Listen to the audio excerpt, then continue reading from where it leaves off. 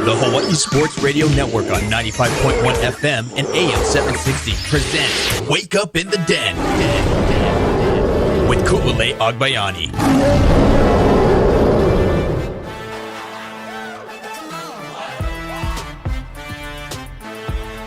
Good morning, beautiful people. It's Wake Up in the Den. I'm Ku'ule Agbayani alongside Paul Breckton. This is the Hawai'i Sports Radio Network, 95.1 FM, AM 760, hawaiisportsradio.com, and streaming live on our YouTube channel. So hello and good morning to everyone that's tuning in on every single platform that you are listening or watching us, and we appreciate you. You can get in on the conversation either via the live YouTube chat, or you can text us at 808-888-KGU1. That's 808-888-5481. Michael Iscaro will likely be in here in a little bit as well, as we got a show filled with University of Hawaii football. We will let you guys hear from UH football head coach Timmy Chang in just a little bit and what he had to say following their first, quote, game day on Saturday that happened, as that was their fourth day of practice, as we are rocking and rolling here in fall camp. We'll also hear from offensive lineman Kuao Peihopa a little later in the show as well, as that's kind of one of the bigger question marks here for this UH football squad is that offensive line. So we'll talk a lot about it. We'll also get you some HPU softball news. So I'll just tell you that right now, and we'll talk about it a little later on the show. I was like, I don't want to keep some of our Diamond sports fans waiting too long. So Alex Takemura has been hired as the new HPU Sharks softball coach. That was announced this morning by HPU. So a shout out to Alex. A fun little story before we get into it again a little later in this hour, that he is the brother of one of my friends and was somebody that I kind of worked alongside for a long time when I was in the food service industry. So that's kind of, I was like, saw the news this morning. I'm like, wow, I wasn't expecting that. Like, just because I wasn't expecting usually to know anybody, you know, like I said, I'm not entirely versed and engulfed in the softball and baseball community here, but wow, only in Hawaii that, you know, you're going to know somebody that gets hired as the new head coach. So a shout out to Coach Alex, the new HPU Sharks softball coach. Again, we'll talk about it a little bit more a little later in this hour. So, Paul, how are we doing this morning? Doing better than Emmanuel Clase and the Cleveland Guardians, that's for sure. No, I'm doing pretty well. It's kind of, I didn't sleep all that great. I don't know why. Maybe it's because I was so excited for YouTube Monday. Like I was so ready to talk to the beautiful people about what we saw this past week, and more specifically on Saturday about Hawaii football, that I just kept tossing and turning that, or it was just a little too warm. One or the other, I'm not totally sure. I'm going to go with the former rather than the latter. No, very excited. Super pumped that Michael Iscaro's here now as well. And just overall, going to be a good day. As he is sneaking on in here, which you could have taken a little bit of time, because now, without further ado, before we get into the full-blown UH football conversation, first things first, though, I want to let you guys hear from the head man in charge and what Timmy Chang had to say following their Saturday practice. First 2 days, were helmets, and then yesterday was some pads, and today was another top half pad. So couldn't really take guys to the ground right now, but we got some really good work in, and got to evaluate a lot of the guys. But we got to get the guys, the veteran guys, reps. Both sides of the ball, and then we got to see a lot of our new guys, whether they were transfers or high school guys out there. So it was a successful practice today. You worked with our offense with the left-handed starting quarterback before. What was it? What's the differences? Yeah, sure. Yeah, I had the privilege of working with an offensive analyst right now, or offensive assistant at the Kansas City Chiefs, who told me one day he wasn't going to be a coach. His name is Kevin Saxton. He's like, Coach, I'm not going to be a coach, but but I want to be a lawyer. Now he's at the Kansas City Chiefs, and so he was a big, tall guy, lefty. The things I remember about lefties is that, the backside tackle, is now your right tackle. Pretty much everything's the same. Just throws on the move and movement. Or he'll go, guys will feel more comfortable, obviously, to the left. The ball spins a little bit differently. But other than that, not too much of a difference. Kind of a bit fortunate that you have experienced right tackle. They kind of just worked out that way from before, right? Sure. James is one of our veteran offensive linemen. Got a lot of games a lot of starts underneath his belt, and so we feel comfortable with him there. And I know Micah does as well. Coach, talking to guys on either side of the ball after today, they all seemed like they could hang their hat on something that happened today for either the offense or the defense. What did you like on each side of the ball today? Yeah, I do like the back and forth of defensive making plays, offensive making plays. It's not really one-sided. There's things that guys did well, and there's things that we didn't do well, and so we can always just continue to get better. I do like the way we are focused, and we're very intentful of just keeping the game pure. Not throwing guys, nothing really silly of trying to like malice and trying to hurt guys. It's more, we're trying to fight for our hand positioning, our leverage, and things that you're going to really need in the game of football. And so they're really intentful of that, and I appreciate that.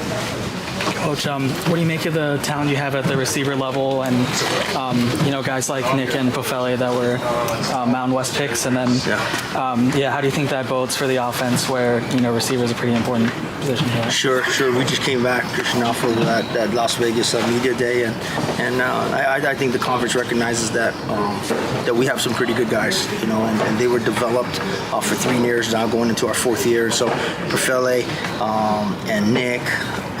Carson Pupunu, and then with the addition of guys, young Jarvis Hemuli, Brandon White, and Jackson Harris, who will come back soon. But those guys are, they're a good room, and whether they've been here for 3 years, going on 4, or they just got here, they're all intentful about trying to get better, and that's what we want.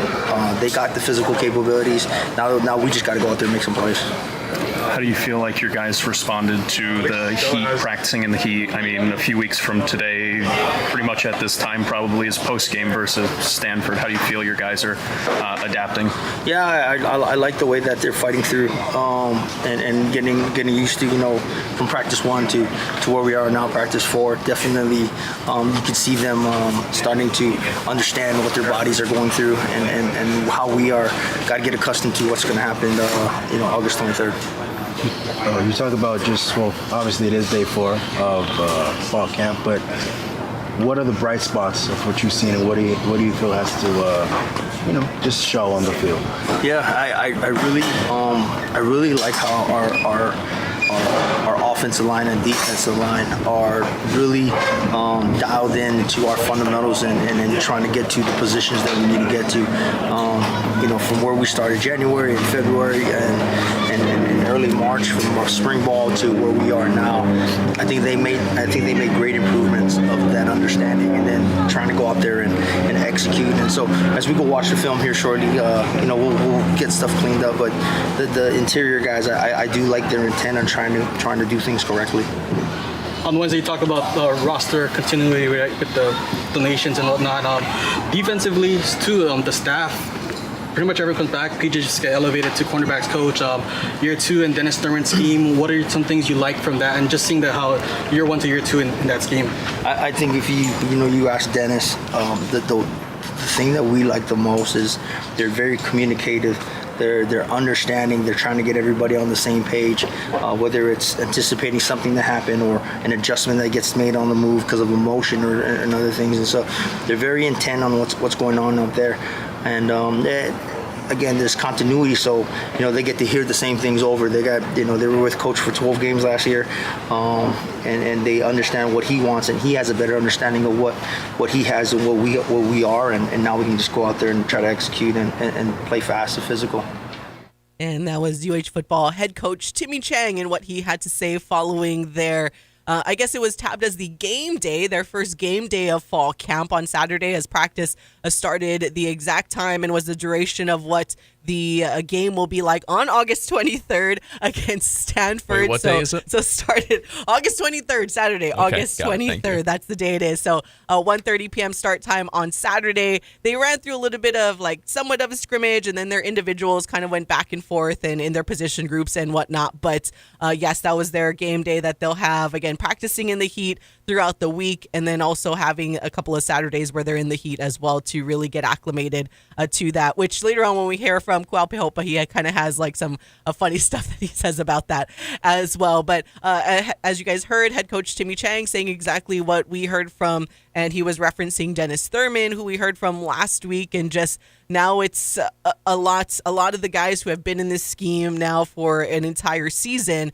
It is about more of focusing on the exact execution and focusing on the offense on the other side. And versus last season, it was all about learning the scheme and getting used to Dennis Thurman and like all of this information being thrown at them while you're trying to prepare for the opponent as well. So we'll get into it a little bit more. But Michael, how are we doing today? You made it into the studio. I'm here. But before August 23rd, as you know, there is also August 9th. So if you haven't signed up already for the Sisterhood Social, look at that plug, you know. Good job. I was going to wear another one, but I was like, you know what?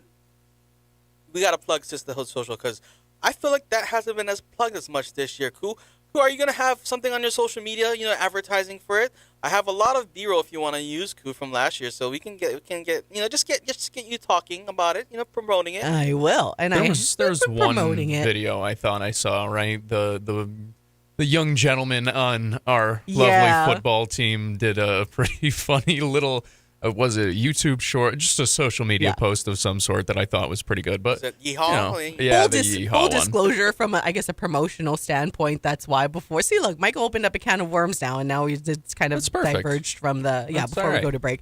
No, because there's a lot of there's the Brotherhood Ball. That's kind of like a big thing that they're promoting as well. Like with the Sherry Chang has been busy with a lot of stuff that she's been keeping up with. Like our planning, full disclosure, for Sisterhood Social started way later than it has in the past because there's so much other stuff going on. Hawaii Football Network also has their events.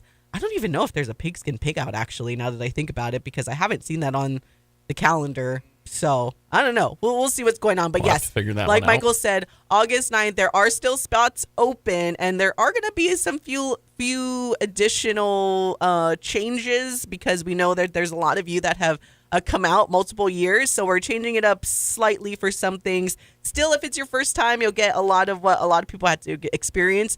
But then we're adding some things so that those that have come multiple years, it'll feel like a different experience. And it's saddle up. So that's one thing you didn't wear, Michael. You should have came in the cowboy hat. So next time, he has to come in the cowboy hat. I just want to say, as a football fan, it's great value. Like if you're like you know, if a male listener of the show and you want to get more insight about the football program, I would encourage the females, the ladies in your life, to go and check it out because. I mean, I see you guys on the message boards asking about nutrition about this team. Well, if you go to the Sisterhood Social, they'll take you to the weight room, and then you'll have the nutrition center. You'll have all those questions answered. I remember last year there was some film room. You know, you had Coach Dan Morrison breaking down Georgia concepts in the run and shoot. You know, it's a very good value for those that want to check it out. I mean, sure, there's a few beverages. There's a few. That's my favorite food, part. You know, so but it's a fun time, you know. So I would encourage everyone to encourage the ladies in your lives to go and check it out. I was gonna say there was one set of beverages we ran out of last year, and that may or may not. There's also ice cream, gelato, but the best gelato scooper is not available this year though. Oh my gosh. All right. Michael has completely taken over this conversation with something that has not even what we expected. We're going to take a break. When we come back, we promise we will get back into the UH football talk and give you some of our thoughts and takeaways from Saturday's game day practice for University of Hawaii football. This is the Hawaii Sports Radio Network.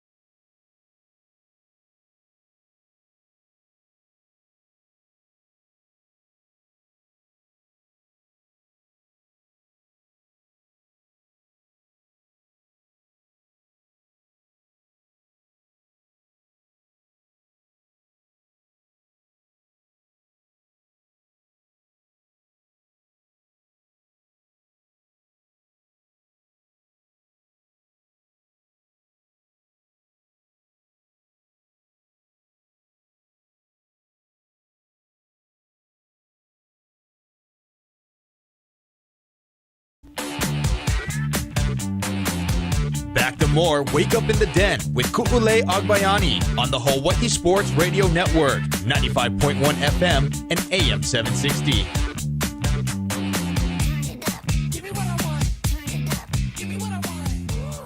That's it. Give us what we want, and that's University of Hawaii football. Welcome back to Wake Up in the Den. Ku'ule Agbayani, Paul Brecht, and Michael Liscaro on the Hawaii Sports Radio Network.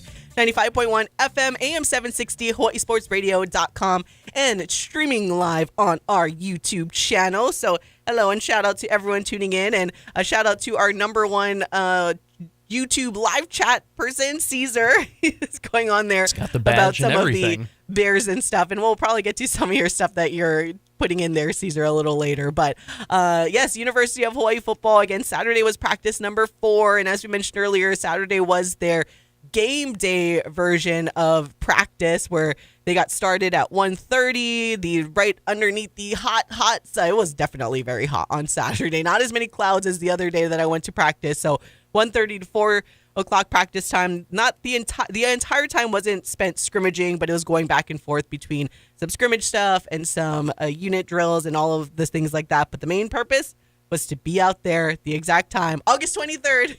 Against Stanford. In the sun. For them in the sun. We didn't tap out and go to the press box. I mean, some of us may have gone in there eventually, but for most of us, we were out in the hot sun, so we braved it out. We're getting conditioned for it. But yeah, it was pretty good because I think we got to kind of see what we got to see with the team. You know, I know there were plays made on both sides of the ball, offense and defense, but I will say that through the 11-on-11 portion, you know, helmets, everybody going at it, I would say the defense was the victors for that. I mean, yeah, I was gonna. Sorry to cut you off, but I wanted to just because you cut me off first, Michael. So I'm like, he jumped in there. I didn't even get to say what I was gonna say on Saturday. I want to point out that because you brought up the defense, so that's why I was like, that was what I was gonna say first. More so the energy. Like the energy on Saturday, considering it was really hot, was very, very high. So I'm like, that's kind of the main thing that hopefully they can continue throughout the rest of fall camp, especially when they are going under the hot sun. Like I remember when I was on the offensive side watching the quarterbacks and receivers kind of go through their stuff. And on the other half of the field was the defense. And I caught myself half the time like peeking over at the defense because they were making so much noise and getting so fired up of every single play. And I'm like, what's going on over there, right? Like, we're trying to pay attention to the different quarterbacks being worked in there, and the defense kept grabbing my attention. So it was definitely, the energy was really, really high. I do know, looking at the offensive side, there are some things to work on. A little, like I could see Coach Timmy Chang kind of, you know, I don't want to say shaking his head, but you can tell when certain plays aren't executed the way that he wanted to just by Coach Timmy's demeanor, which, again, 4th practice in, that's to be expected. But the defense, as to be somewhat expected, right? Like, again, second year under Dennis Thurman and all of the coaches there with all of their experience and a lot of the players having all of that experience coming back. But definitely the energy in the heat for the entire duration of practice was extremely high. So back to you. Yeah, and I mean, the number one thing that, you know, Coach Thurman says, Peter Monoma says, and Coach Timmy Chang says is they are talking out there, right? And, you know, for any of those that have a significant other, communication is key, you know, to have a successful relationship in that aspect, right? So, you know, Coach Thurman had the quote on Thursday, I believe, where it says, we asked him the difference between year 1 to year 2 in the scheme, and he said, our communication is superior. So there's a lot of definitely communication. I see a lot from Peter Monoma. You know, he's definitely one that's, you know, was a captain last year, and he's very vocal and making communications. You know, I like that he also backs up the trash talk because, you know, Micah Alejado was, you know, carving them up on defense when they're doing like the little 7-on-7 or 6-on-6, whatever it is, and Peter just kept yelling back at the offensive side. It's like, Micah, this isn't a pylon. We'll see. You know, this isn't, you know, and sure enough, you know, they looked like the defense looked like the better unit. I think Elijah Palmer had a pick on Micah on the first series of the stuff. But even before, I think Ku and Paul got there, they did have like a little short, like 10 or 5 snap stuff to start practice, and the defense held them out without the held them out from scoring. So I like that. You know, again, the communication. You know, Peter I know what Peter calls Vernell Edwards. He calls him V because I keep hearing him on the sideline. V when they do this, when they do that, and then they're communicating. Jamai, he's always solid. I think he may have an interception there as well. And I think for fans that are kind of worried about Micah about this offense, if the defense is beating up on them, because we kind of saw that last year with Braden Shaker and the defense getting the better of the offense. And I think it's okay for now, right? Because the number one superpower that Micah Alejado has is his processing speed, and we see him later in the scrimmage where he's like, okay, if the rush is gonna come, where is my safety outlet, right? And he's scrambling. I know one time he had to scramble and he ran into the guy holding the camera, the film pole behind them. But the thing is, like, he knows he's gonna have to do that, and we see the receivers adjust, right? We saw Brandon White kind of leak out when he saw Micah in trouble, and he caught the ball like on our own 40-yard line and then ran 60 yards untouched. I mean, only Elijah Palmer had a chance, but when he got close to the 20-yard line, it's like, yeah, I'm not catching up to Brandon White. So that's what I love to see. But also, as other media has already kind of reported on it, we are still missing Jackson Harris, and that is a player that the coaches, the offense is desperately, wanting to see, and that's the guy that's going to help unlock this offense because he plays that Stephen McBride role, which we severely lacked last year, and I think that kind of hampered our offense. So hopefully he can get out of the boot sometime this week. That's what I'm interested to see. Yeah, because but here's a little prop bet. I don't know if they do prop bets in college football, but Pofele Ashlock is definitely going to lead this team in receptions. I can tell you that without a doubt. But I do think Nick Seneca might lead the team in touchdown receptions. So I don't know what the over-under on those lines. If you're generate gamblers want to text in or write in our YouTube chat what those are, and I'll give you yes or over-under on those. But yeah, we definitely I want to see this offense with Jackson Harris, someone that can take the top off the defense. I will say this for anyone who is a little bit worried about the offense to begin things. Oftentimes you do see the offense take a little bit of extra time to get into things early on in camp, especially with the run and shoot with some new receivers. It's going to take some time to get on the same page as Micah Alejado to totally get up to speed as they get into this offense. So I will caution anybody who is ready to freak out about the offense. It's been 4 days. Just to echo a lot of what you guys said, I thought the defense looked very, very solid throughout, especially the first team defense. There were other guys who ended up making plays throughout the day as you got into the 2s and the 3s. Guy who stuck out to me quite a bit was Aiden McComber. He's somebody who I really think will force his way onto the field this year, and I think that would be impressive because I believe that we have a lot of talent in the defensive line room, and that's another reason why I'm not going to freak out either about the offensive line quite yet, because I do expect the defensive line for the Rainbow Warriors to be very productive against opposing offensive lines as well. That being said, I do think that the offensive line needs to improve. It'll continue to improve. I have a little bit of continuity from last year, it looked like, at least in terms of early reps, where you saw a lot of times the combination of 5 at the end of the year was not exactly what it was at the beginning of the year in 2024. The end of the year in 2024, though, a lot of those guys, well, they came back. So I do like that. I do appreciate that. We'll hear from Kuao Peihopa a little bit later in this show. It was nice chatting with him just to kind of get the difference in what it's like protecting for a left-handed quarterback as well. And that's a slight change that a lot of people might not think about either, where it's a small little nuance.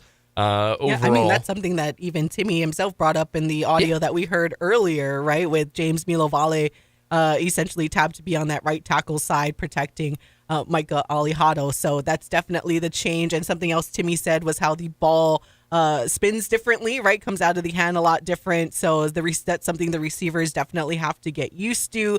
I know I said it before, I'll say it again, especially after Saturday, that it is definitely Micah Alejado's job to lose. He is clearly, and that's given. Yeah, I don't even think it's to lose. Yeah, he's the one that's been in this offense for a season longer than the two other guys. So you could tell the difference between Micah Alejado and Luke Weaver and Demarcus Davis. So Davis, actually, he seems like someone that might be inserted into just those plays, almost like how Braden Shaker would just get the snap and run, right? Like, he kind of seems like he might get into the game. Again, 4 practices in, way too early, but I noticed that he was starting to run like a lot whenever he got in his reps. One of the questions I asked was maybe do we see some sort of Dalen Morris package like we saw a couple of seasons ago where you get near the Calvin goal line. Turner. Right, you get near the goal line, short yardage situations for a first down, so on and so forth. And I love Micah. You don't want to put him into any tush-push scenarios. No. I would prefer to avoid that. So maybe you go with that. You could also see that, though, with Luke Weaver, who is not exactly a small guy himself at 6'3". Thought Weaver looked decent. He's somebody who I'd like to see just get the ball out like half a tick faster, but he throws a nice ball. It's a pretty ball a lot of times. That was something we were talking about from up top as well. And well, I think Michael and I had like the same thought process where he actually seems like he throws prettier on the run, which is he absolutely almost throws like prettier on the run. It's kind of difficult because I know Braden kind of struggled with that throwing off the run, but Luke, it's almost like the ball looked a lot nicer, was a bit more accurate when he was kind of throwing off the plant leg, so the left leg and out of his right hand. So, and then I was thinking the same thing when Michael texted our group chat about that. I'm like, yeah, that's exactly what I was thinking. I think he throws a nice ball. I think that it needs to be a little bit quicker. It's still inconsistent, but he's a guy who could end up being a quality backup quarterback by the middle of the season, I think, in a lot of ways. Also saw some Jarvis Himuli running with the ones. Timmy talked a little bit about how they were just getting some younger guys some reps on Saturday, some of the transfers some reps on Saturday. So I'm curious if that was part of, he's a young guy we want to get a little bit more of a look at, or if it was, this is a guy who we could expect to be a contributor this year. I mean, he's the brother of Pefele Ashlock. We've seen the bloodlines already, what they can do for the Hawaii football program. So those were some of my big takeaways. Also, we had a texter ask about the punt return last week. Yes, I was just about to ask both of you guys about that before we went to break. What your guys' thoughts and from what you observed, again, 4 practices in, everybody. So this is all early. This is just us giving you our observations 4 practices in. But and tell the beautiful people what were some of the things you observed in terms of who could potentially be slotting in there in their way too early conversation about the upcoming season. It made me feel better because on Friday I had said that, maybe you see last year Nick Senecal was somebody who took some of the punts. He was back there fielding a few during their practice session. Brandon White was somebody else that I had pitched because our texter asked if we had a dynamic punt returner or a dynamic returner just in general. And he was the guy that immediately came to my mind, but we talked about it's different catching passes versus catching punts, so I was glad to see him getting work with that just to see if maybe that is something he'll go along with. I think I saw, who else? Pefele Ashlock and Cam Barfield also were back there, so that was the main group of 4 that I kept my eye on. I do know that they had another group of younger guys, though, on the other side of the field. What, Paul? You couldn't see across the other side of the field? Paul, on the other side of the field, you had Tama Uliata, tight end Lakaden, Kai Carvalho, players that actually, people want to look at. But for the beautiful people that want to know if we have a dynamic punt returner back there, it's hard to say because the way that practices are structured, they're actually more practicing on punt return or punt blocking. I mean, these receivers, these guys that are catching the punts that we've been seeing, it's literally just Matt Chon throwing a ball in the air and they're catching it. They're not actually catching punts right now, so very early. We can't give you the actual stuff, but I would be a homer and I think Tama Uliata has that job. I mean, he did catch live punts at the Pauhana event, so and he's kind of the guy that's kind of not in the starting rotation right now. I think if they are really like desperate to get somebody back to field the punt, it'll be Nick Senecal. We saw him do that against I believe Fresno State. And he did even field some punts in the Pauhana scrimmage in spring. To me, Nick Senecal is kind of like the Rams when they had Cooper Kupp. Like, if you really don't have faith in the guys catching the ball, you're going to put Cooper Kupp out there and, just catch the ball and fair catch it. Don't even try to take a hit. because we got to preserve these guys, right? I don't want Pofele catching punts. I don't want Nick Seneca catching punts, because we saw it about 2 years ago in San Jose State when I think Cam Stone was on the kickoff and he got hurt, and that was a very hushed tone to start the game, and they lost 35-0. So I think Tama Uliata is gonna probably get the nod. I think for someone like Tyden Lackinen, we mentioned he's a true freshman, and it's kind of hard for true freshmen to make an impact. Now, he could probably catch some punts, but we know this coaching staff loves to preserve red shirts, so how much he might be catching punts, we're not too sure. Kaikai is also a pretty solid option. We just got to get him acclimated. But yeah, I want to see what I think for that question. We don't need to have that question answered right now, because here's the thing, right? If our offense is humming, if our defense is humming, it's okay if special teams is a little bit not up to speed, because honestly, the only time don't I want to tell Coach Chef that. Well, I only want to see special. Well, okay. Well, speaking of Coach Chef, special teams are not up to speed because one of them they forgot the cameras at the other field, so they gotta pay attention to detail. Is that why they were running over? They gotta pay attention to detail. Oh man, I was not about to throw anybody under the bus like I that. didn't say who it was. There was a group of six. It was a group. Of six. You guys can guess who the six were. We're gonna take a break. Yeah, I mean, like no, right? I think on the list it's like no returners on special teams or something like that. It was crazy. So, but if you guys haven't seen yet, Hawaii against Stanford has. But it was weird because I think on that list we got, it's like they didn't include him under, like, I don't know, I got to go find it. It was in our pregame notes. Hawaii has flipped to the favorite, everybody. If you guys haven't seen it, odds via BetMGM, Hawaii is now the 1.5 point favorite against Stanford on August 23rd. So, the money, and we were mentioning it on Friday where I was kind of surprised. I was like, a lot of the money, a lot of the bets, a lot of the action were going in Hawaii's favor, and now the line has officially flip-flopped to Hawaii being the favorite. Minus 120 on the money line. Your girl got it at even money. I checked my ticket yesterday just to make sure what I got it at. So Hawaii, even money on the money line for me when I was out there at Circa Resort and Casino. But as it stands right now, odds via BetMGM, again, Hawaii minus 120 on the money line and the 1.5 point favorite. And the win total via DraftKings has actually gone back up to 6.5. It was down to 6, and now it's at 6.5. Either way, I took the over on the 6. So a lot of people having that faith now in Hawaii. It's because there's millions of people that listen to this show, and we've been so positive about the Rainbow Warriors. So I think they're all listening to us, and that's why a lot of the money is going that way in Hawaii's favor. That's my reasoning, and I am sticking to it. All right, we're going to take a break. We'll be right back on the Hawaii Sports Radio Network.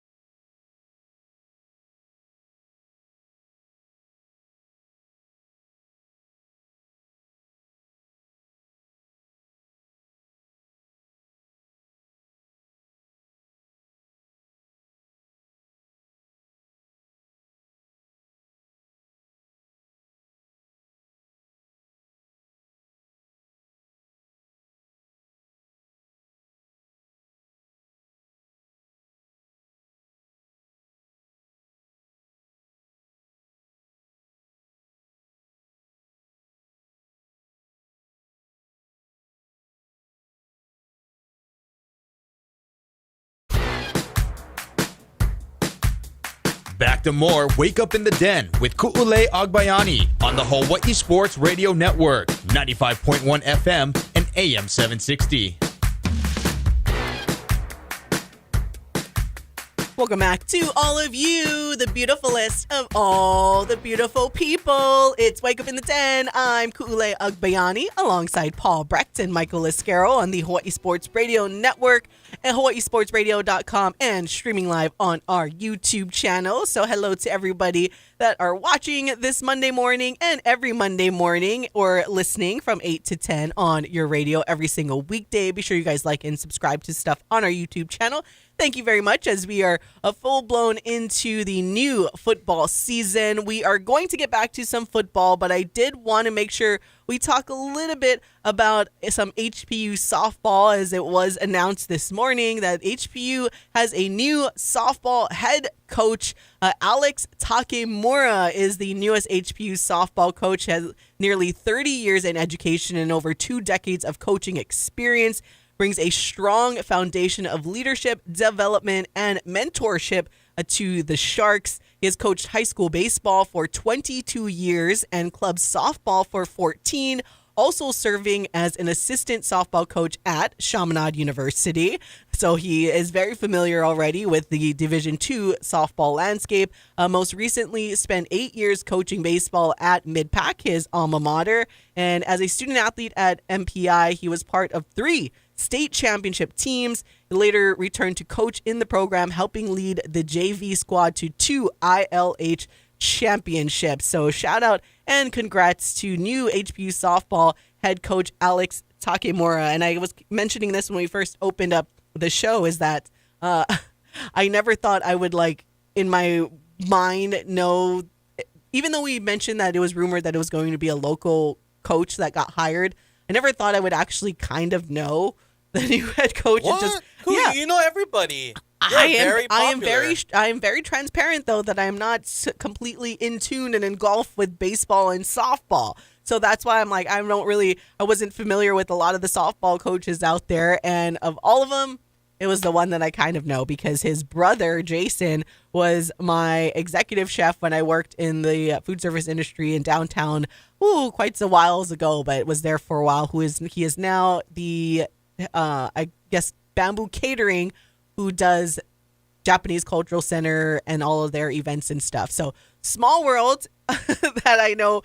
Hey, Alex Takemura is here. And I kind of joked with you guys off air that I'm like, if there are any set of siblings that are not actually twins that look extremely alike, it would be Jason and Alex. Like, it's crazy. Half the time, there are some times where I'm like, is that Jason? No, that's not Jason. That's Jason's brother. You did pull the receipts and prove it too. That's the best part. You showed me the picture of Jason, and I was like, oh yeah, I would believe it if you told me they were like fraternal twins. It is a striking resemblance. It's like genetics proves, or it's proven that genetics plays a role or something. This is awesome for HPU. Awesome opportunity for Coach Takimura. I'm happy that it's somebody with some local flavor. I do think that's a little more important at the Division II level than the Division I level here. I know that is a big conversation, but just in general, we've seen how much talent there is in Hawaii when it comes to the diamond sports especially.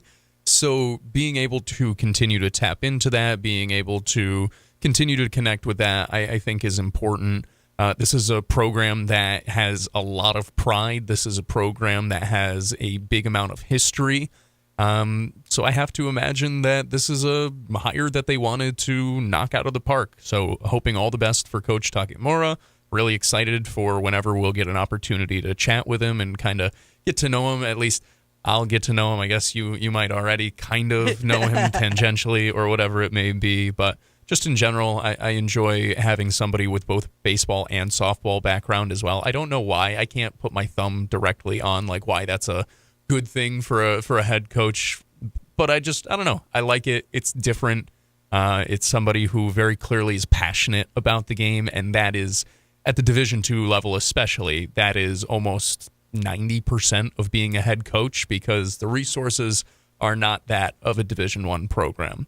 But if your passion is that, if your drive is that, then everything else kind of falls into place. Look at what has happened with the baseball program. Look what has happened with the basketball program. When you really have somebody who cares about it, somebody who will not make excuses for it, then you can get over the hump. Yeah, and I believe his daughter actually was playing at Chaminade as well. Yes. So Bring her that's over. kind of, at least there's that tie, and he's familiar with being able to coach literally a Division II softball player here.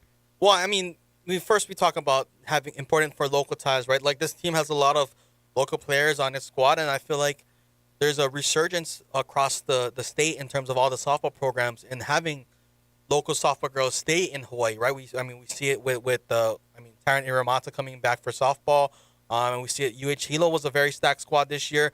Shamana was a little bit of a down year, but they're still going to be good, right? And what I like about Coach Takimura, I did have kind of concerns about his baseball background because it's like, okay, well, how does that translate, with the female student athletes, right? Because you can't be just like, swing the ball or swing the bat. You gotta. You can't go Coach Dunn style. Yeah. Because again, speaking of Coach Dunn, shout out Mid-Pack, right? Because we got a Mid-Pack softball coach, Mid-Pack baseball coach. So Mid-Pack on the rise. I was thinking maybe they thought they hit the home run so much with Dane. They're like, no, what if we go back to the well? Or Dane kind of maybe put something in there. I mean, he did also have experience coaching at Kamehameha. So shout out our own Kyle Galdaro for that. But cool. I mean, you have Mid-Pack experience too. So I guess Mid-Pack might be just the winning formula. Maybe not at Mid-Pack, but when they go on to their future endeavors. When they spread their wings. When they spread their wings and fly. But yeah, going back to his daughter, right? Because I mean, you think, okay, well, how's that going to translate to film game? Well, I mean, his daughter has gone through it, right? So he can actually,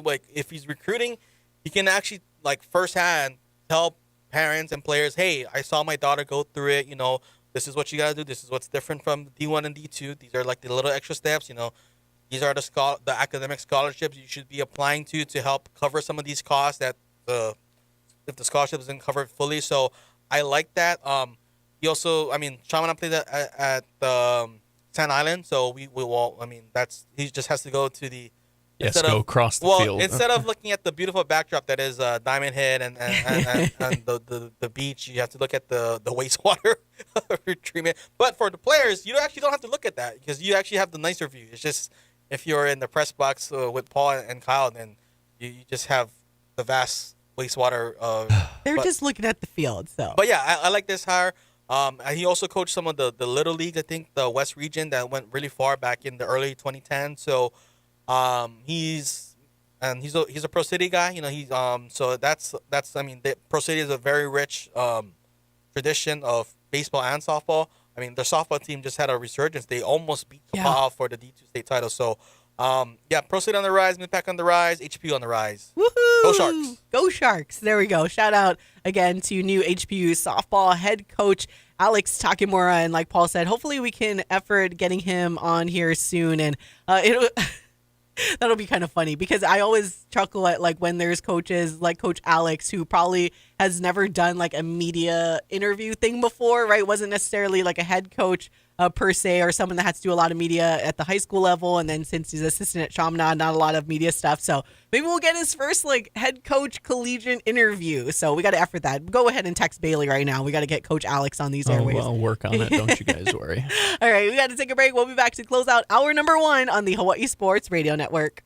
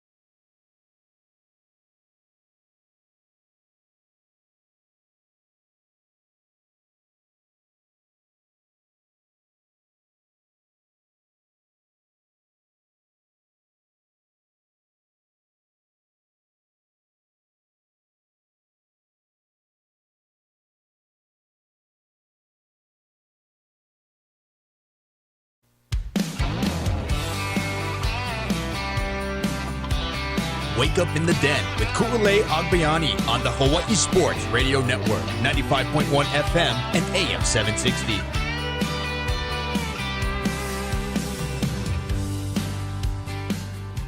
This is a perfect music there. Saddle up for Sisterhood Social 4. Woo!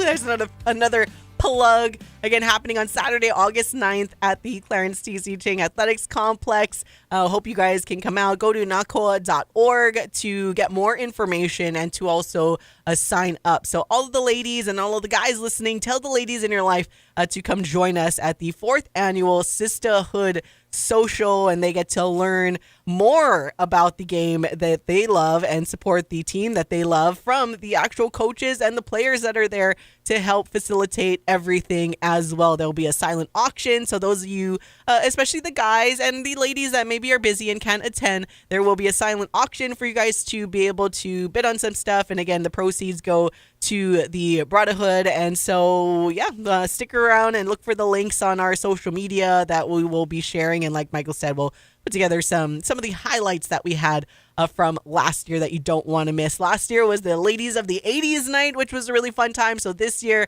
we will have the Saddle Up, or the cowboy theme. I think we're the Sisterhood Saloon.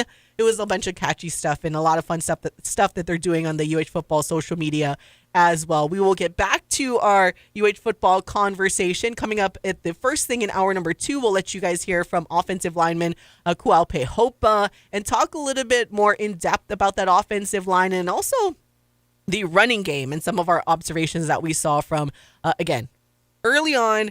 Our thoughts, our takeaways, our predictions of who is going where, all of that stuff. That is definitely going to change probably even by the end of this week as we start to go through fall camp, as they start going through different types of drills and different scenarios. But we want to talk UH football, so you get our early thoughts and takeaways. And again, it'll continue to change as we go along to August 23rd.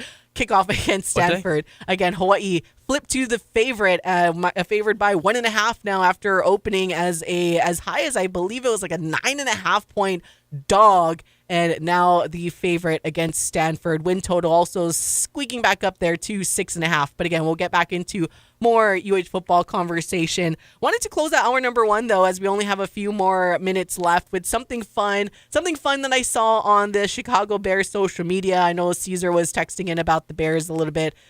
He's started talking about the Bears, but then also mentioned about something about the Packers, and then I stopped reading because why would I continue to read something about the Packers? No, thank you.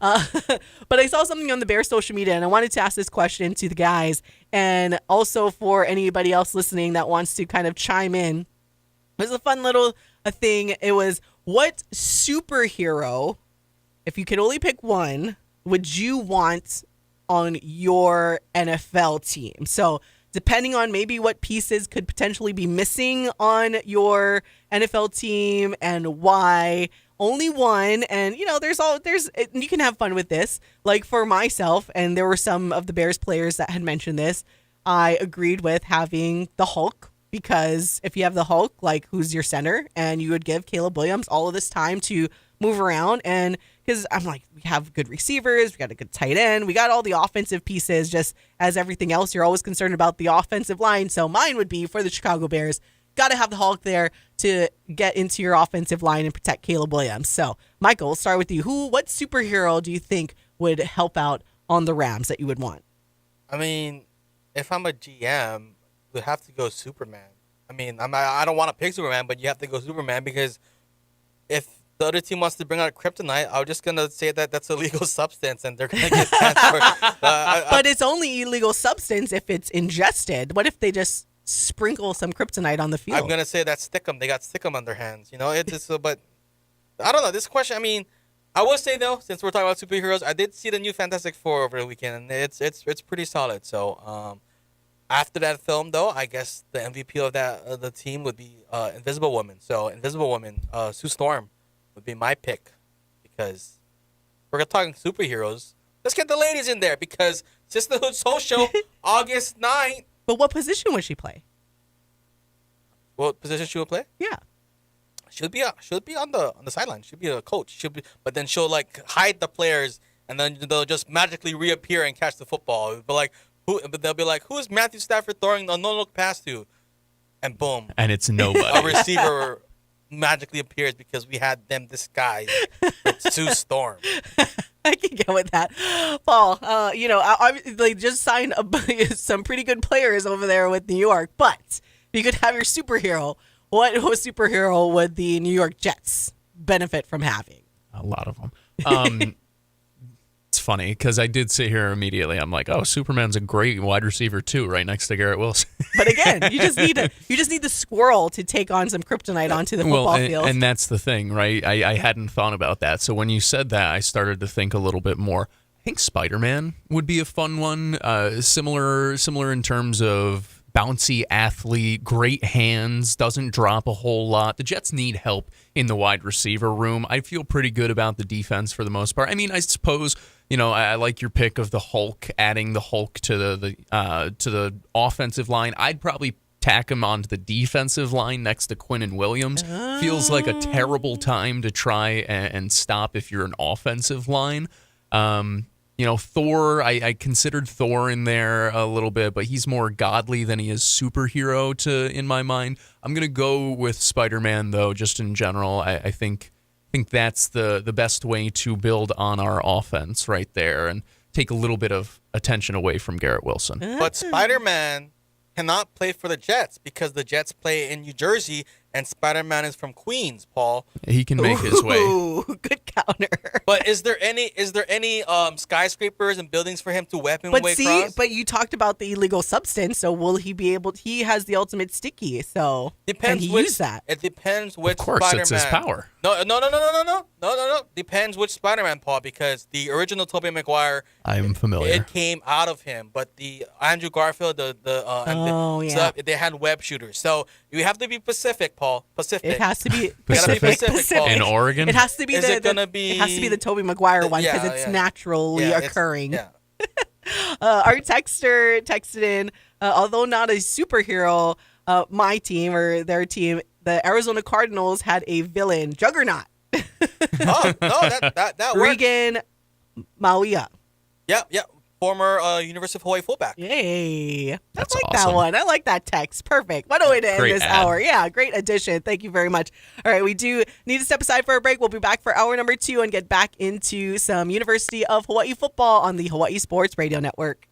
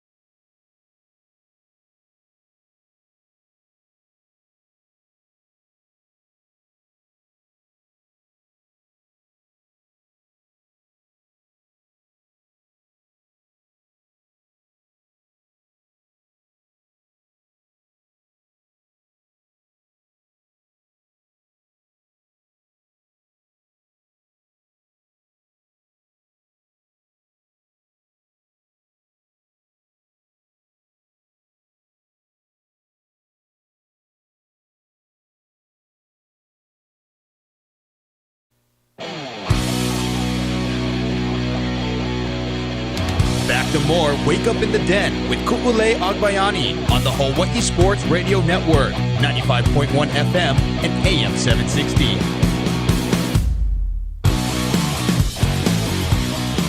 Welcome back to Wake Up in the Den, hour number 2. I'm Ku'ule Agbayani alongside Paul Brecht and Michael Liscaro on the Hawai'i Sports Radio Network, 95.1 FM, AM 760, hawaiisportsradio.com, and streaming live on our YouTube channel as we do this and every single Monday. So thank you guys for tuning in on whatever platform, even if it is on demand, because if you missed anything, you guys can listen wherever you get most of your podcast.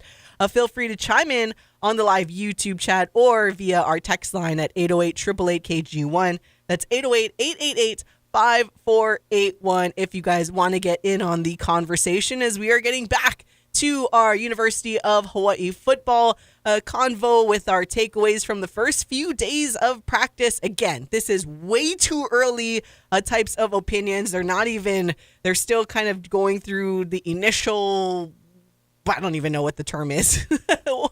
But Saturday was their first game day, as it is considered. Their practice was from 1:30 to 4, went through some 7-on-7s, went through different drills. But in the hot sun, during what the game duration and game time will be whenever they play Stanford on August 23rd. So we got a chance. Our whole team was out there, yes, braving the hot sun. Michael and I were actually braving the hot sun. I was sitting under the shade a little bit, but I did not give in and go to the air-conditioned press box. So, yay me. And I did not get burnt because I was wearing my sunscreen, as you should, everybody, when you're in the sun. Paul, wear your sunscreen. I'm looking very nice and tan, so I don't know what you are referring to, my friend.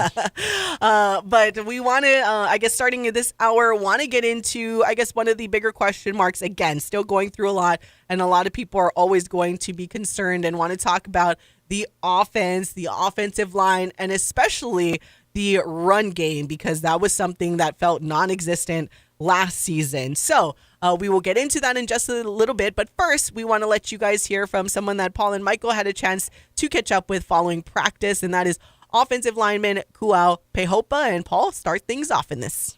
Just got done with the first week of practice or so. Just kind of some opening thoughts on how this week went, how it feels to be back and on the gridiron with the boys. It feels great to be back. Excited, man. Long way to go. Second year with Coach Favi as your offensive line coach. What's kind of that been like? First year is kind of learning him, trying to figure out where you guys kind of mesh, like personality-wise, but now second year, what's it like having him as a coach?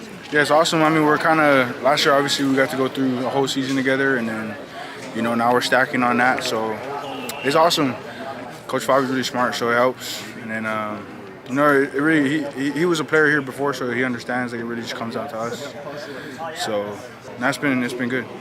What's it been like kind of practicing in this heat? Obviously, you guys have a couple of games early on in the season that should have similar conditions. How much do you think these practices should help? I like it personally. It reminds me of recess back in in middle school, kindergarten. But, I mean, a lot of guys aren't really used to the humidity of heat. I like it. Because, shoot, when other teams come down here, like UCLA, I know they're huffing and puffing on the second play of the game, you know what I mean? And, it's just like recess for me, so I think it's going to be an advantage for us. But, it's good to train out here like that. What's it like protecting for a left-handed quarterback? Obviously, you guys get a little bit of experience at the end of last season with that, but what's it been like, the transition? Has there been any transition for you protecting for Micah? No, yeah, he makes it easy on us. He gets the ball out. He understands protection and where it helps for him to be at. So it helps. I like it. And then also it's obviously with a right-hander, the left side is the blind side, right? But now the right side is the blind side. So it's like a little bit more of a responsibility. It's good though. You mentioned that, right? James Milovale came in after got hurt, right? In the starting right tackle got hurt, So how has he kind of developed now in that right tackle spot? James, just that's my guy. He's a really good player, so it helps to have him next to me. We gotta be on the same page every play, and it'll be fun. and then Ethan Spencer to the left of you, or whoever's going to be starting at center. What's that been like, with the change after not having Sergio there? He's a man too. He's really smart. He's a good communicator. He stays real even-keeled. He's hard to affect, Like just today in practice, people were trying to shoulder nudge him, and he just brushes it off. So it's nice having him next to me, and then me and Zen obviously bringing the juice to the guard spots, and then so it's good. When you guys get into pass blocking situations, right, a lot of it's reactive where you guys are backpedaling, right? You guys are reacting to what the defense is doing against you guys. But you and Zan, right, you guys start in your college careers on the defensive side of the ball, right? Yeah. But this year it seems like there's a little bit more concerted effort to run the football, be better at running the ball. Yeah. And then you guys are kind of getting some of those double teams in there, working those combo blocks. What does it say that? Is it safe to say that you guys are a bit more physical this year on the offensive line? I mean, we got to put it on tape, but I think so, yes. But we got to run the ball to get things going. Every football team in America, no matter what level, they want to run the ball. So we got to get that run game going. You started your college career at Washington, right? Come back here. What are some of the positive changes that you've seen over the years, and as you kind of, near the end of your collegiate career? As like personally? Or personally and just overall? I mean, I've grown a lot, As far as the team goes, we're getting there. We got good ways to go. But we got really good leaders on this team. We got a lot of great players. So it really comes down to, how bad we attack every day and how bad we want it. That's what I think. Yeah, how bad they want it. All right. That was offensive lineman Kuao Peihopa following Saturday's practice, in which Paul and Michael had a chance to chit-chat with him a little bit. Apparently, gave you guys some good little nuggets there. Very talkative in that post-practice thing. So I was like, hey, you guys got a lot out of Kuao. But before we get into that, what were we going to say, Michael? No, we have been told after that was the most that Kuao has ever spoken. So I take to the media. I take some pride in that, and then he did say he disagreed with what I was saying. So I love that. I mean, Ku was, I guess, on Friday's show was busting my balls a little bit, saying, "Oh, Dennis Thurman," But again, Ku, we are in the audio business, and if we produce those fun stuff, I feel like I'm doing my job. So. Yeah, that was fun. I don't even remember what I was busting his nuts about. because Dennis Thurman, Coach DT, gave him that was the business. So funny. Well, and that's the thing. It's more just fun, especially because it's not because of anything malicious or anything. No, but I also got Peter Manuma to talk about Evo Beach, No More Breeze, and then I also got Wendell Huli to be like, local brother cannot eat rice. So I take pride in getting those audio.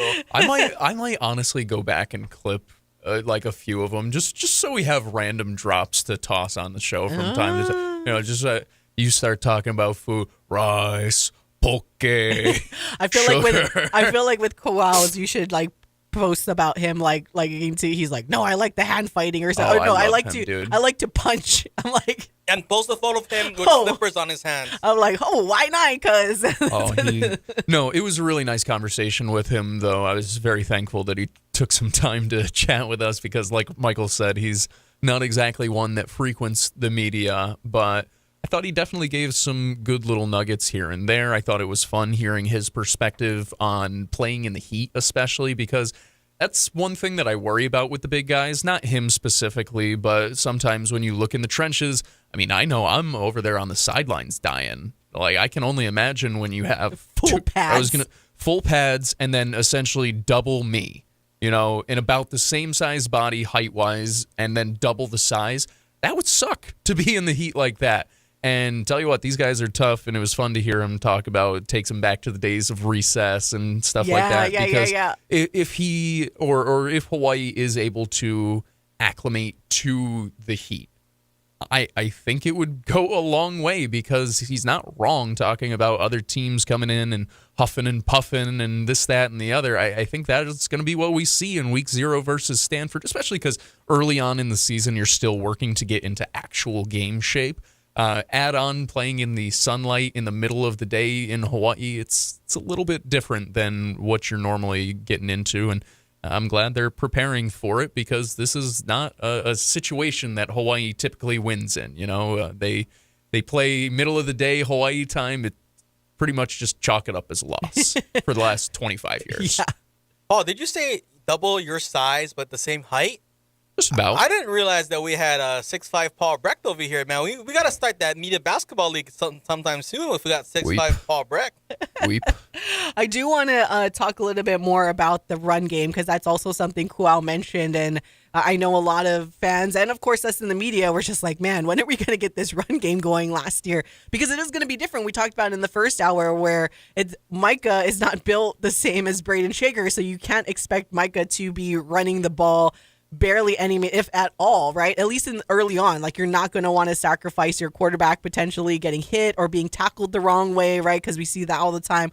We saw Braden get banged up, and he's a lot bigger and just more than Micah Alihado. So it will be interesting to see if they can get the run game going and utilize Landon Sims or Cam Barfield is kind of like the two guys that we see working in there. And then maybe potentially as the season goes along, you'll see, Titan Lakaden was working with the running backs as well. So it will be interesting to see where the run game goes from there and if they can get it going, because I know something that our Aaron Kia had said as well is like, you got to get that run game going to try to open up the pass a little bit more as well. And we can see Micah can pass the ball. He's on a good page with the receivers that he has so far.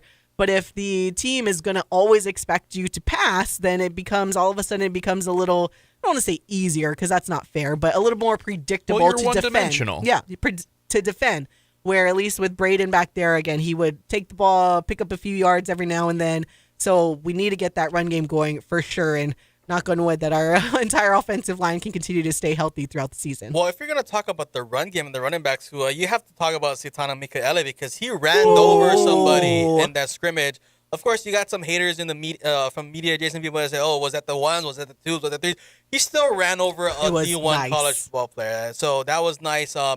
Barrington boy, down the street. I want him to be good so bad. Me too. The questions to your running game question, Ku, is this is where I got to be careful with what I say because I know the answers to some of those questions, but because we have a million viewers on here watching, Andrew Luck might be watching our show for some clues, so I have to be tight-lipped about that. But there are we will see a different some difference this year. I will say that with Coach Arsenault as the offensive coordinator. I was like, I don't think that's a secret.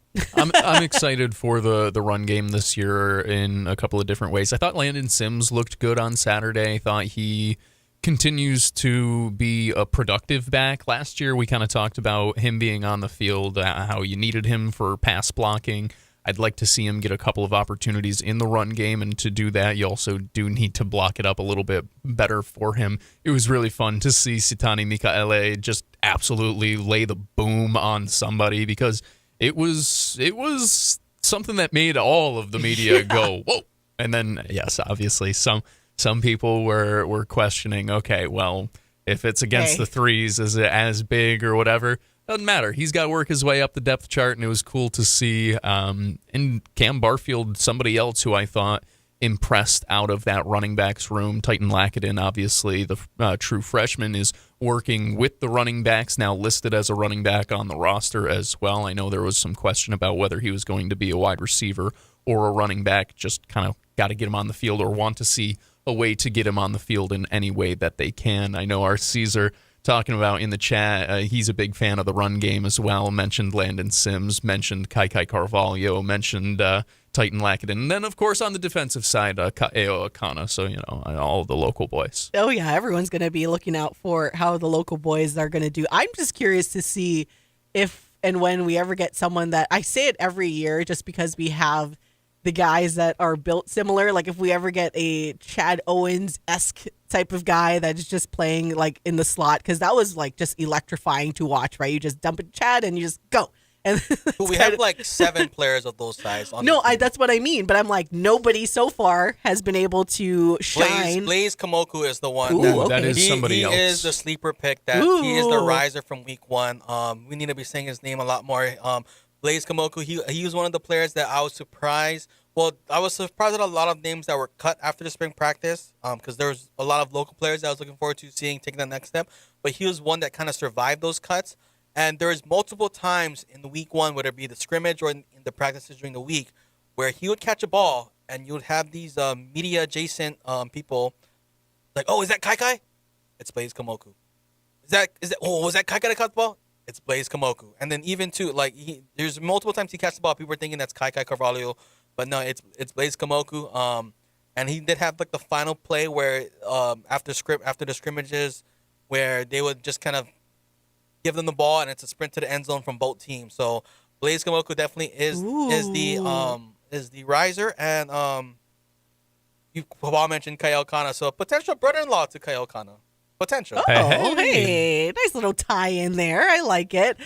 So there we go, Blaze Kamoku. I like that. That's what we get you to do, Michael. There we go. There's the insights that we wanted from our Michael Iscaro over there. I'm glad he mentioned Blaze, because that 100%, that was somebody that I did a bad job and did not write down, but it did feel like we continued to see him produce over and over again, regardless of what group he was running with, because he's one of those guys who's kind of flying up and down the depth chart just to see how much he can contribute. It was fun to see. So glad you gave him the shout out, because he absolutely deserves it. Definitely had a standout first week of practice. Love it. All right, we got to take a break. We'll be right back on the Hawai'i Sports Radio Network.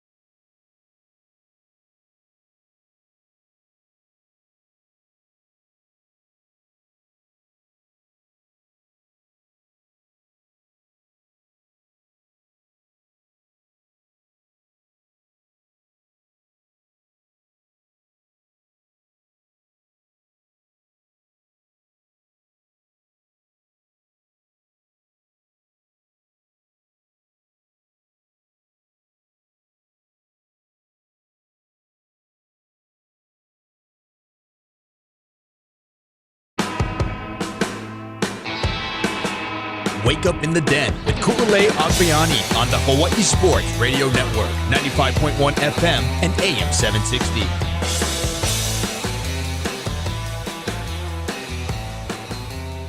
Welcome back to Wake Up in the Den. Ku'ulei Agbayani, Paul Brecht, and Michael Iscaro on the Hawai'i Sports Radio Network, hawaiisportsradio.com, and streaming live on our YouTube channel. So shout out to everyone for tuning in, or if you end up watching or listening on demand. And just a reminder, you can text in at 808-888-KGU1. That's 808-888-5481 if you want to get in on the conversation. Or those watching on YouTube, be sure to chime in on the live chat, like our Caesar there, our avid viewer and YouTube chatter there in the comments.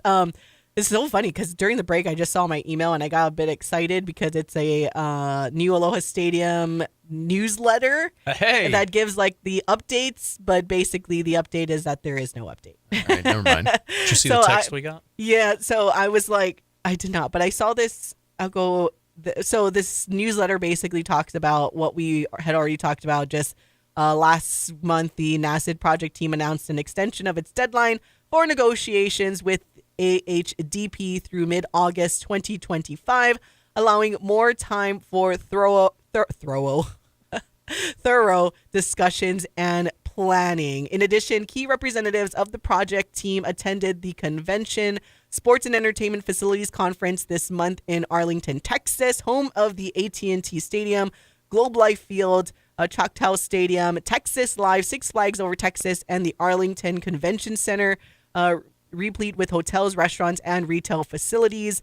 The conference sessions featured notable representatives from the latest projects in event integrated community districts. This helped further our knowledge of successful ways to enhance collaboration among communities and stakeholders, with key lessons learned to help bring the best value and long-term sustainability to NASED.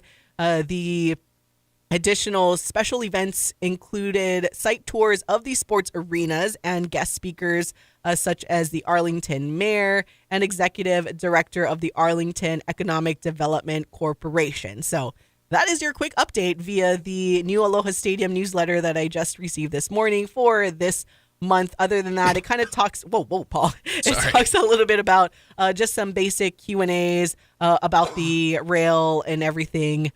So that's kind of what's, as I'm skimming through this newsletter. So nothing crazy.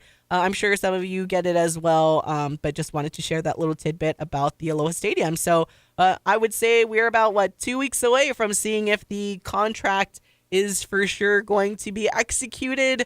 We'll see. I'll believe it and I'll get excited if and when it happens. We will get back into UH football, but again, this is a very hot topic for our community and listeners. So I just wanted to make sure I tell them what just came through my email. Well, I was gonna say I was almost falling asleep while you're reading the newsletter because there really isn't nothing in there. But there is a Stadium Authority Board meeting this Thursday, and I will attempt to make it. I've gone to the previous ones, but I think the thing that's kind of the thing that I'm gonna be looking forward to in Thursday's meeting, whether I'm there in person or we're able to catch it on demand, is this would be the first appearance of Matt Elliott in the board meetings. For the past couple of months, we've just had Lois Mannon chime in via Zoom and not really have much to say. So with the new athletics director, Matt Elliott, I would think, he isn't shy of speaking, right? He's a very great public speaker, so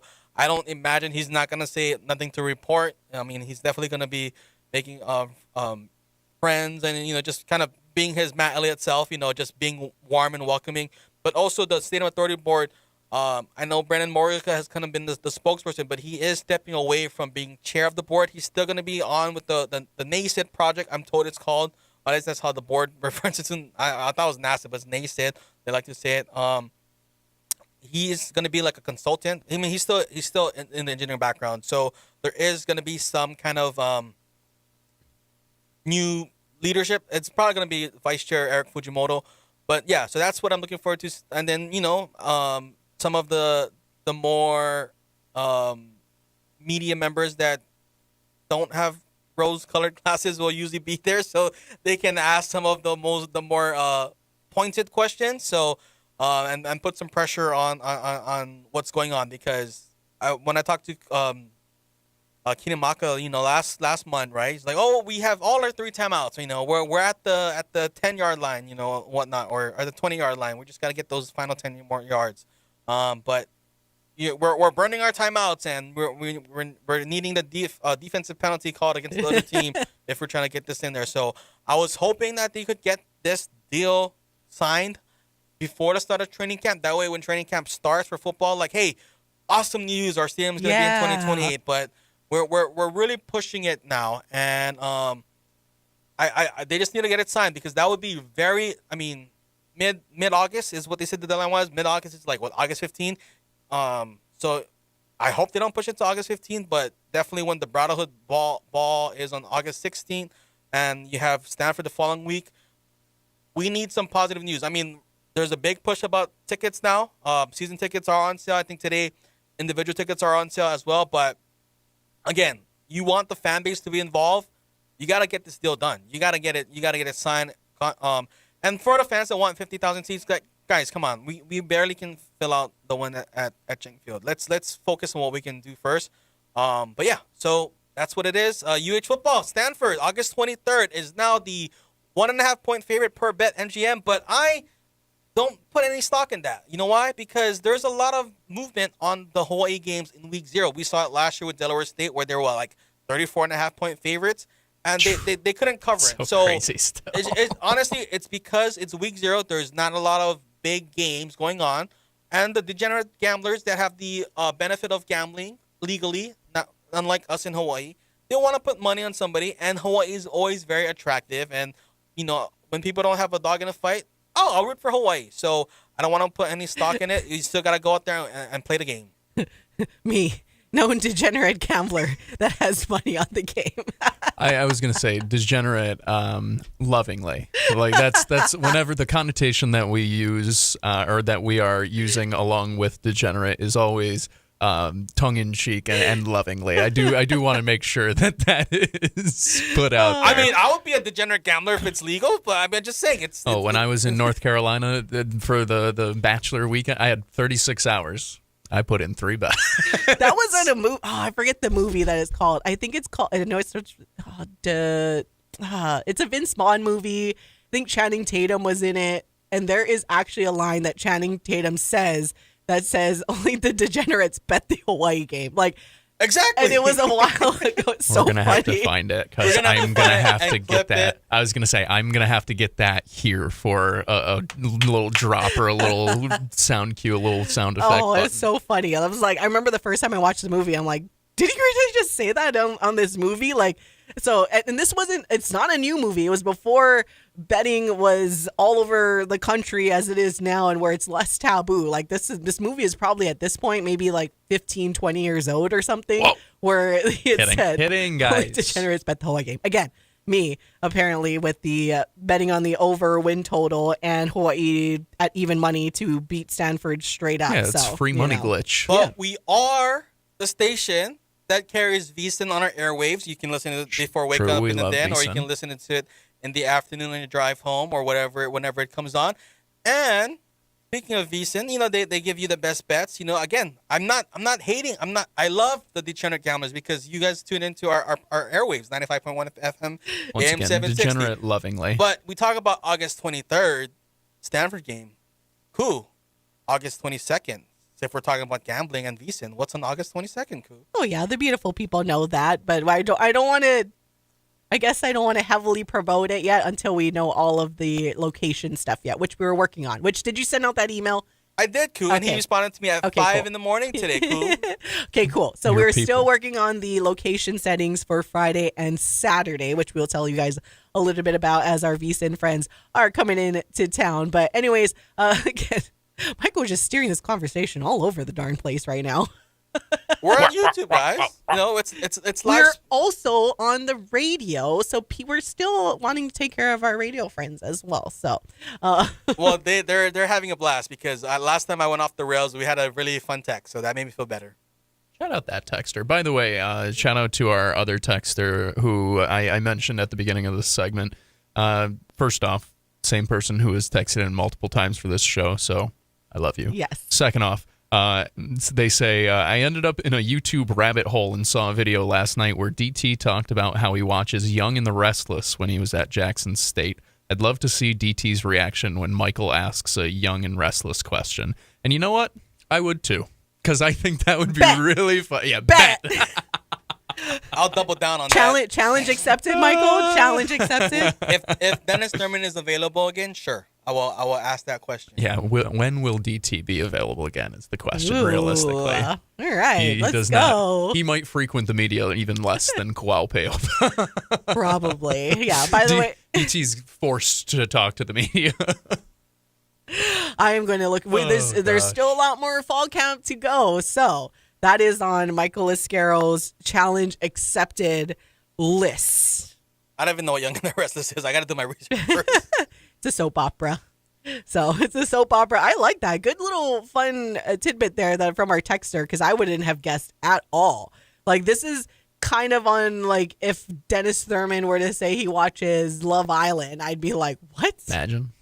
It's a little more, I guess, it's not unscripted television. I don't know. I got to see if Young and the Restless is still going or all those soap operas. I don't know. It'll be interesting to see. Speaking of our betters, before we go to break, $50. $50 B Vegas Gamblers Super Sports Circa Tsunami. Good luck money line. Amen. That's from our regular Vegas texter. I will say yes, even though I don't know entirely what that means off the top of my head. But on that note, we're going to take a break. We'll be right back on the Hawaii Sports Radio Network.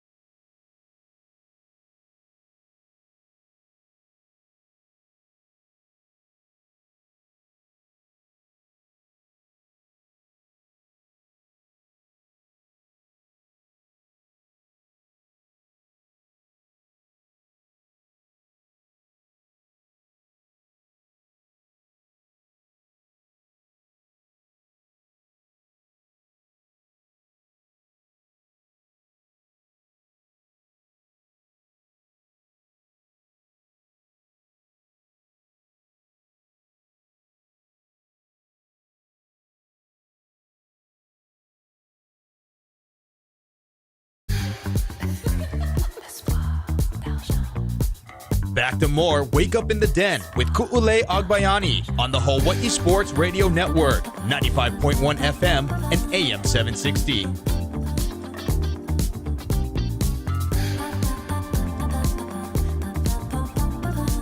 Welcome back to all of you, the beautifulest of all the beautiful people. It's Wake Up in the Den.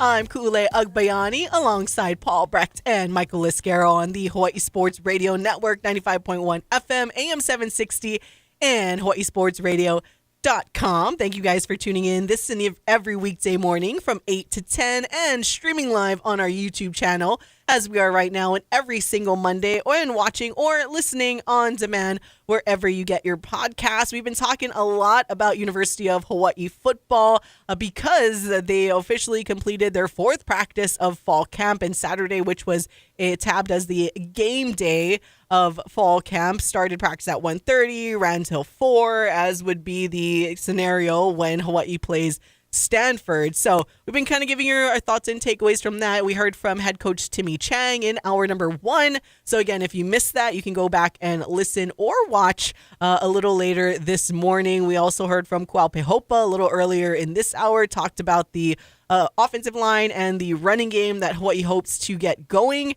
as the season goes along, and we will see more from with a lot of veteran faces and new faces as well. Now, speaking of that Stanford game, we mentioned it earlier that Hawaii has flipped to the favorite. Sorry, I'm punching the microphone over here. Oh my gosh, you're like choking, punching the microphone. Like, I don't even know what's going on. Normal Monday. Yeah, what is going on?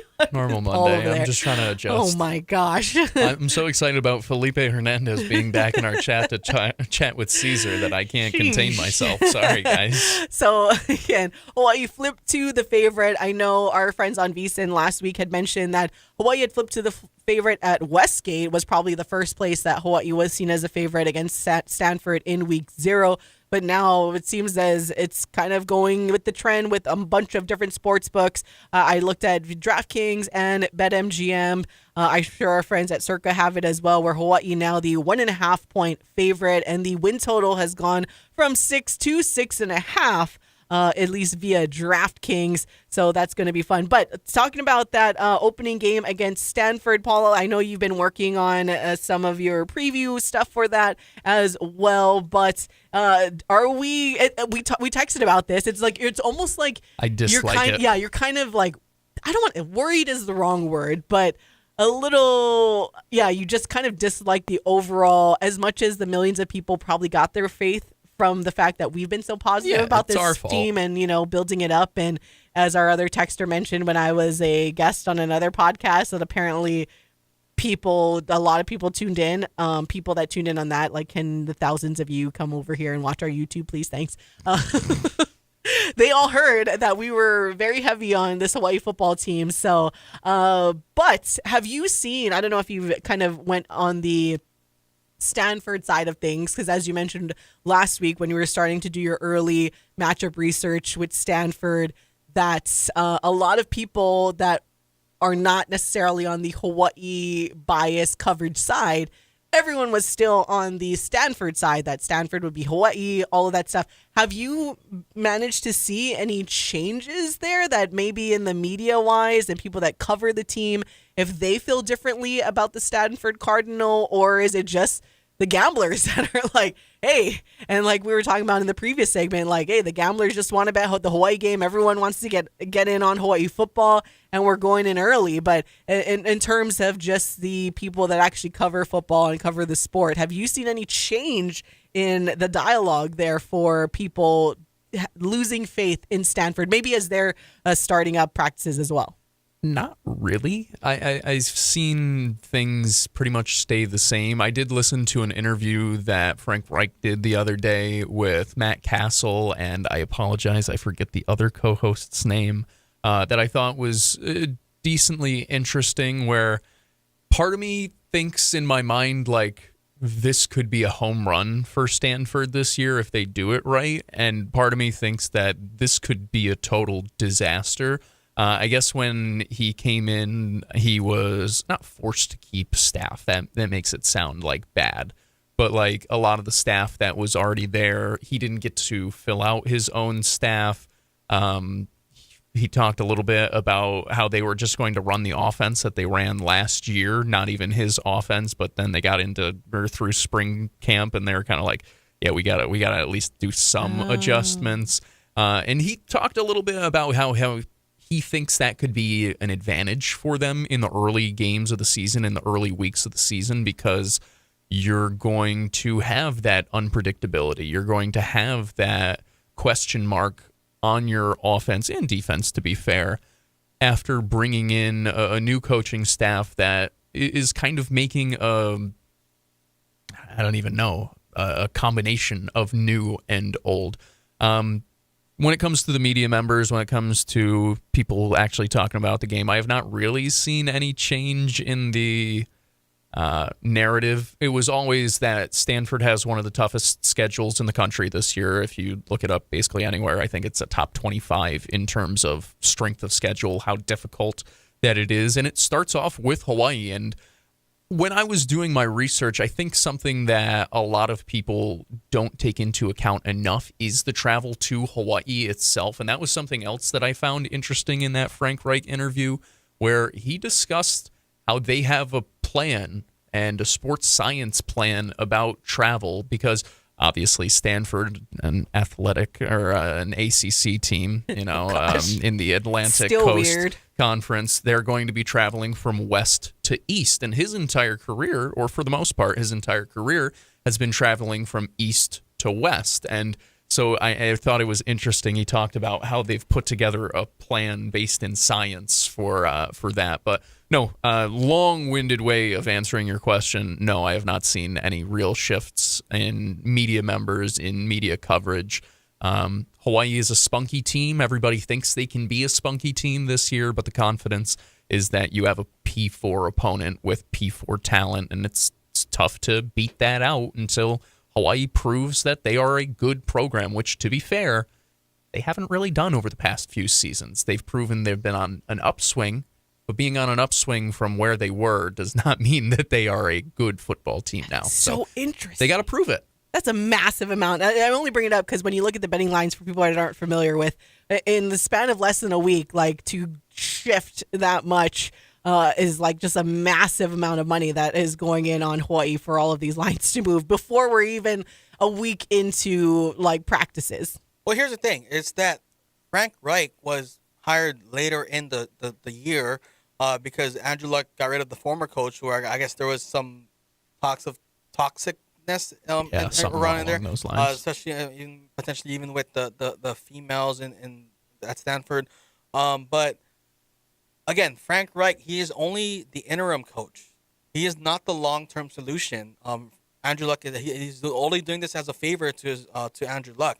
So Andrew Luck is still looking for the coach that's going to be there. And if you're a player and you're like, and again, this is why it was very important for Timmy Chang to get that extension last year. That was one of the first things that interim or acting athletic director Lois Mannon did in December last year. It's just you want to play for a coach that you don't know if they're going to be there the next year. And then again, Timmy Chang is entering his 4th year. That alone, I would make Hawaii the favorite because, I mean, it's kind of different from Deshaun Foster last year, even though he didn't really instill confidence at media day, but he knew he was going to be there at least for the next year, right? But Frank Reich, he's not going to be there next year. I mean, maybe he wants to be, but even then, I think if you want him to be the interim or the long term, you have to lay that out. But right now, it's not laid out. Now if you look at the matchups, they lost a lot of receivers to the transfer portal. I think one is at Tennessee and one is in a school in Texas, right? I think another one's at BYU Another one is also and their quarterback, right? Another one is also at UH. So hey, that's true. That's but, true. The one that you were giving praise to that we want to see. But again, Hawaii, a lot of question marks in this cornerback room behind Verdell Edwards, and that is a question mark. Would you kind of say the weakness on this Hawaii defense right now, unless we see it on actual opponent? And right now, Stanford doesn't have the ability to do it. I know they kind of want to run the ball, but UH does a good job in stopping the run. So there's going to be a lot of pressure on the Stanford team if they can execute through the airwaves. But also, they also have some question marks in their secondary. And Hawaii, you know, Hawaii wants to sling the ball. We hear talks about Michael Alejado. I do think the All Mountain West preseason selections of Pofele Ashlock and Nick Senecal kind of get some people like, whoa, if Hawaii has 2 of the top 3 receivers in the conference, they're going to shred this Stanford team that has question marks in their back end, in their secondary. So again, All Mountain West preseason, that's only one team. It's not like 4 teams that Phil Still does, or Allen Sports does. So that's some really high praise for a Stanford team that wants to kind of maybe not get in a shootout. But it's probably going to be Hawaii's probably going to at least score 20 points. I'll say that for sure. But yeah, if we can kind of get the lead on Stanford, that's going to force their young quarterbacks and their young receivers to kind of figure out what they want to do. Even at linebacker, I think is a question mark. I mean, they do have Punaho's Tevarua Tafiti, who was really solid in high school that I got to cover. But if their linebacking core is questionable, then maybe Hawaii actually can run the ball because there aren't linebackers that are stuffing the run. Mm-hmm. We struggled against teams with great linebacking cores. Look at UNLV, for example. So right now, Stanford's weaknesses kind of play to Hawaii's strengths, and that's why you can kind of see the line flipping. But yeah, again, it's the preseason action.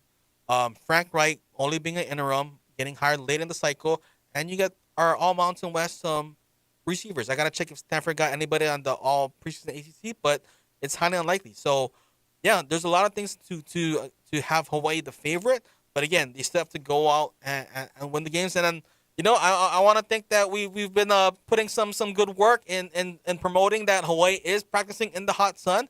And people maybe saw it on our social media, on Instagram. There's that little nice graphic I have of Peter Manamao. What is hotter, midday practice for college football or practice in Ewa Beach? Supposedly, everyone still says Ewa Beach. So, but that kind of action. No more breeze in Ewa. No more breeze. We got Within Huli sacrificing poke and rice, and I think that's over 1,000 likes. People are like, oh man, this Hawaii team is committed to the cause.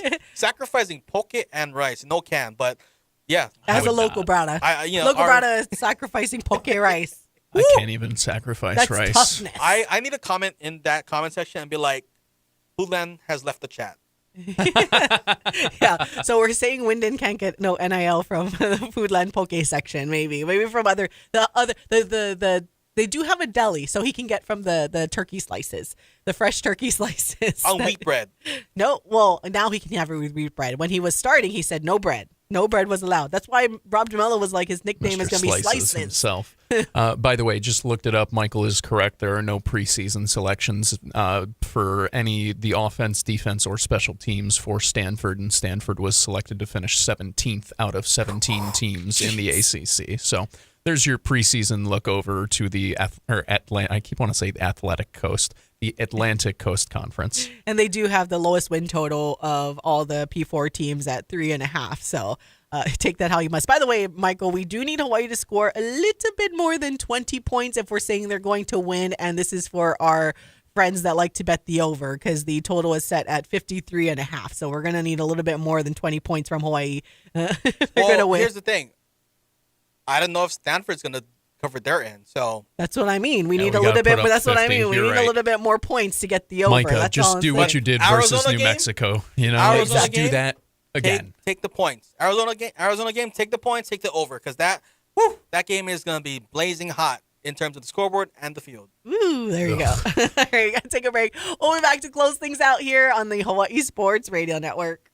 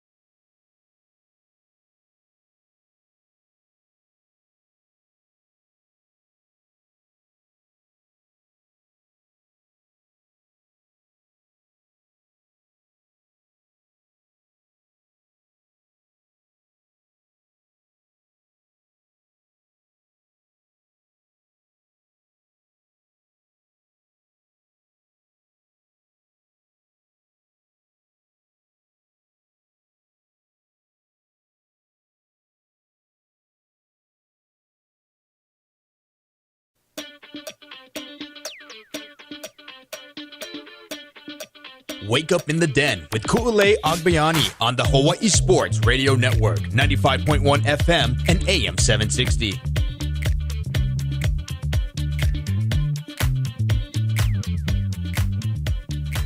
Ku'ulei Agbayani, Paul Brechta, and Michael Iscaro closing it out here on this Aloha Monday. Thank you guys for hanging out with us for the last couple of hours. And if you missed anything, again, you can watch or listen on demand at hawaiisportsradio.com, our YouTube channel, or wherever you get most podcasts. All right, I want to close it out as we've been talking a lot about UH football, and we will continue to do so, but also starting up the season starting up next week already. The high school football season is here.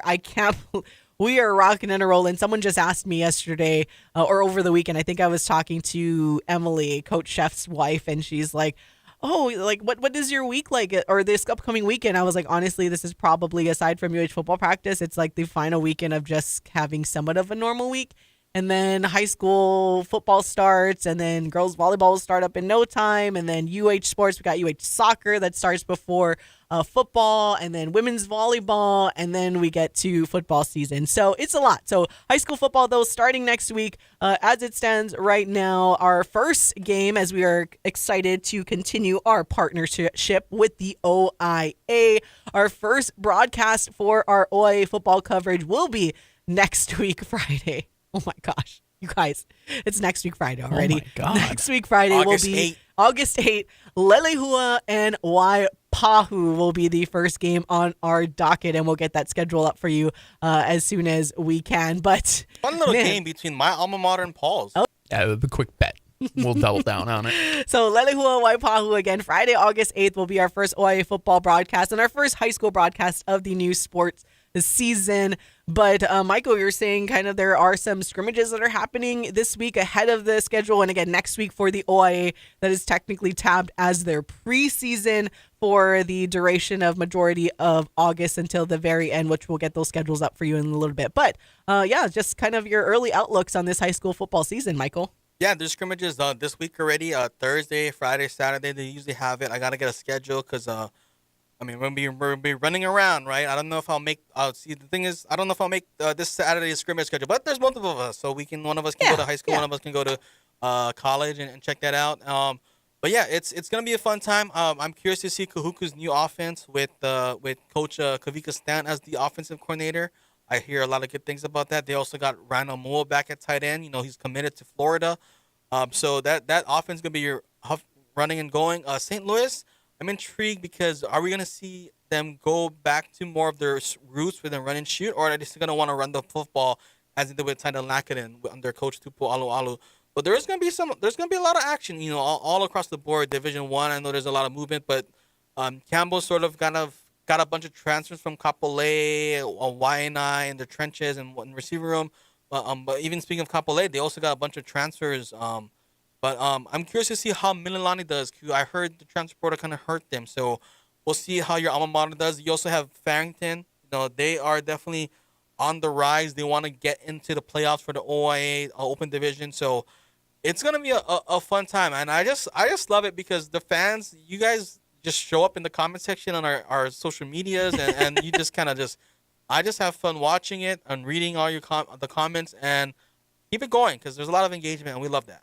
I am curious. I think the OIA school that I'm the most curious about this season is going to be Moanalua, actually, because we saw them. They were starting to get up there, and then now they had to have a head coaching switch. So head coach coming over from St. Louis, now over at Moanalua. So that's probably one of the top teams that I'm very interested in watching. And I think tentatively we do have a Moanalua game on our schedule at the ending of August. So it's mainly, I say tentative because we're just waiting exact confirmation on the TV schedule, but all the signs look like we are going to cover a Moanalua game against Nanakuli at the end of August. So that's going to be like firsthand. We kind of get to see this team the first week of the OIA season. Again, the first week of OIA play, the league play it starts on that last weekend of August, but all of these OIA teams, we got to get our hands on like the ILH schedule and how that looks like. But in terms of OIA, that starts up next week. And as Michael said,